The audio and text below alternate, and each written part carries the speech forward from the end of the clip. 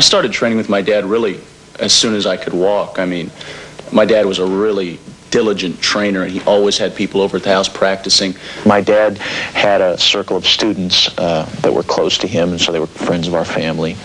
And one of those men, Danny Inosanto, continued to be my teacher, so it's kind of a nice unbroken line. I have his books at home with all of his underlining and his notes in them, and it's fascinating to see where he drew his sources from, from what sources he drew.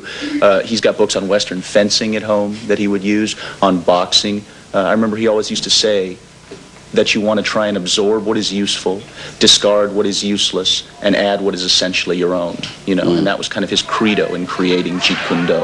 When people ask me the question in interviews generally what my style is, I usually say, well, my father created the art of Jeet Kune Do while he was alive, and I have been trained in that.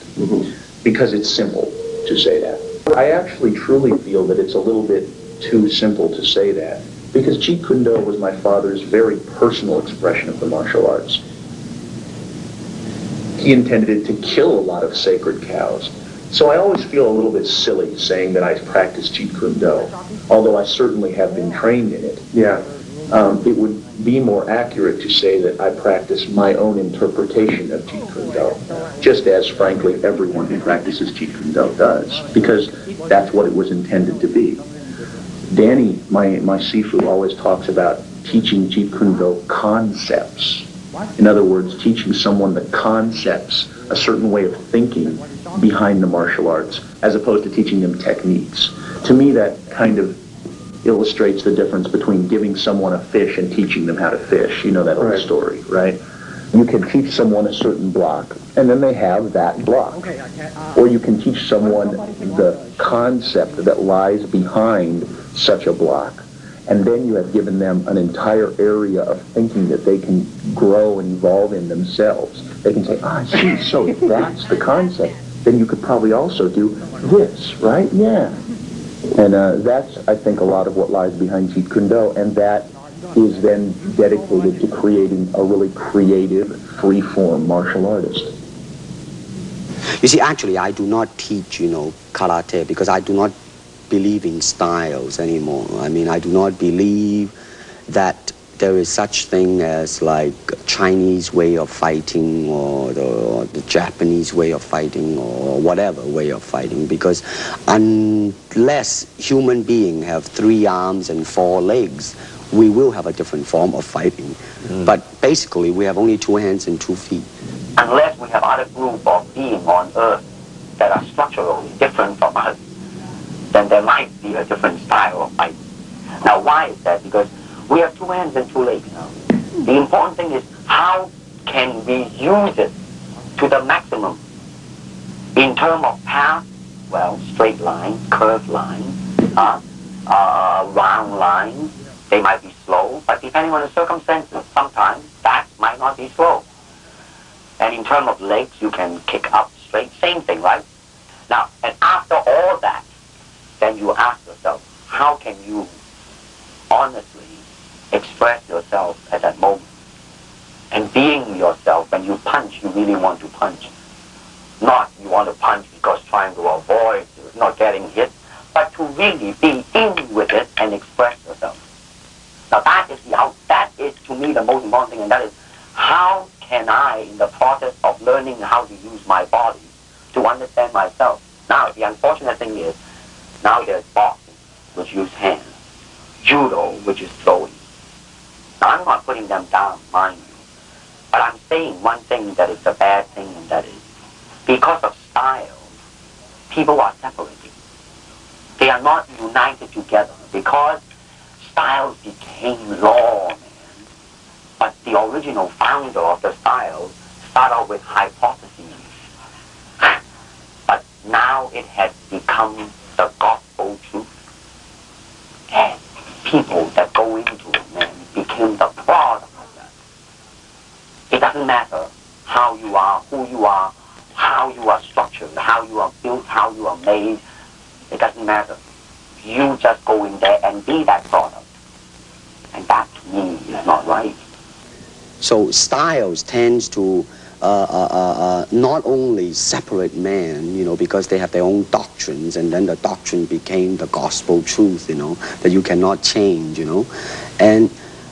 But if you do not have styles, if you just say, well, here I am, as a human being, how can I express myself totally and completely? Now, that way, you won't create a style, because style is a crystallization, that way, it's a process of continuing growth. First, we use the feet. And then we use the elbow. In fighting, there is the finger jab, there is the punch, there is the back fist, and the side kick. It depends on where you hit and what weapon you will be using. I can use my longest weapon, my side kick, against the nearest target, your kneecap. This can be compared to your left jab in boxing, except it's much more damaging. You name it, man. We use it all. You have to, you see, because, that is the expression of the human body.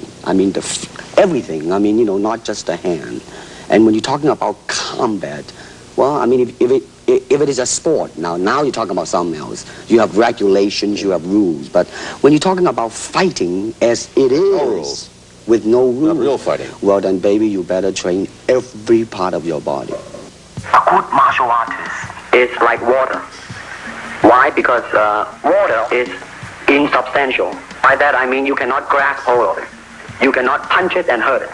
So be soft like water and flexible. Be formless, shapeless, like water. Now you put water into a cup, it becomes the cup. You put water into a bottle, it becomes the bottle. You put it in a teapot, it becomes the teapot. Now water can flow or it can crash. Be water, my friend.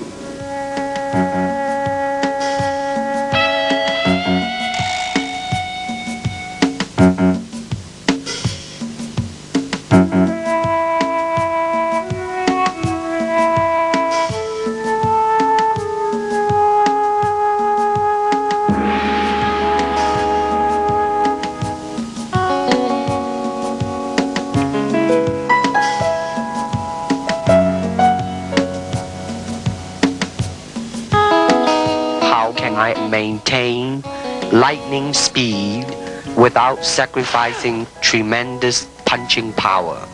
I believe I found the cause of my ignorance. You'll see a Jeet Kune punch is very scientific and practical, especially in street situations. Okay, I'm going to start off with the basics. Normally we would taught in the right lead, but I like to go with the left and right lead, so I'm going to demonstrate in the right lead. Okay. Now when the punch comes, you parry it across like this, and as you do so, you strike. Okay. Slow motion. 1. See. 2. You can do it together, or you can do it separate. You could catch and then go, or parry and then go, or do it together. When you do it together, you're going to hit it. I'm going to give you the side view over here. Slow motion. 1. See. That's slipping on the outside, slipping on the outside. We do a lot of drills, as I said, we incorporate from many different systems. Okay, so the first basic is to slip and hit. Again, a slow motion, slip and hit. Okay, slip and hit, slip and hit. Now, as they punch, I'm going to slip inside and hit. Slow motion, slip, inside and hit, slip, inside and hit. Now you can do it together, or you can parry slightly ahead of your cross that comes this way, or you slip and hit on the opposite side like that. Okay? Okay, that's your basics. Okay. Let me illustrate this slowly. As the focus glove comes out from your trainer, I want you to slip, cross, hook, cross. Slow again. Parry, cross, hook, cross. These are the basic drills that we were taught to follow up. They can be found in Western boxing. They can be found in Filipino boxing. This one here, when you slip, you cross, you hook, you cross. However, you can slip first, and then hook, then cross, then hook. Again, slip, hook, cross, hook. We can also, when they jab, parry this hand, cross it here. When they move back, you cross, you hook, you cross. Again, slip, cross, cross, hook, cross. Again, slip, cross, hook, cross, last time.